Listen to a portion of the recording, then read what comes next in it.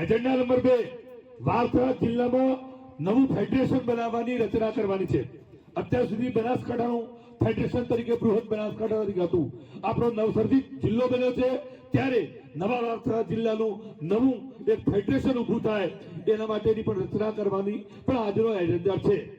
ત્યારબાદ એજન્ડામાં એક વસ્તુ એ છે કે જે આપણી કેટલીક અનરજિસ્ટર્ડ ગૌશાળાઓ છે એ ગૌશાળાઓને ગૌ પોષણ યોજનાનો લાભ મળતો નથી, તો એ કઈ રીતે લાભ મળે એના માટે ગૌ સંસદ, ગૌશાળાના સંચાલકો, સંતો મહંતો ભેગા મળી અને આપણા સન્માનીય ધારાસભ્યશ્રી, પશુપાલનના મંત્રી, રાજ્યના મુખ્યમંત્રી સહિત જે કોઈ રીતે કામ કરવું પડે એ રીતે યોજનાઓ વધારો થાય અને એના માટેનો લાભ મળતો થાય એ પણ આજની એજન્ડાના વિષયનો ચર્ચાનો મુદ્દો છે।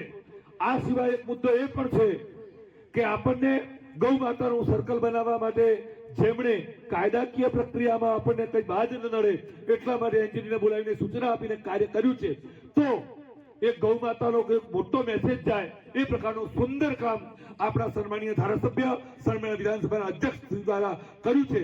તો આપણે એવું કરવું જોઈએ કે જેણે આપણું કામ કર્યું છે એનું સન્માન કરવું એ આપણી ફરજ છે।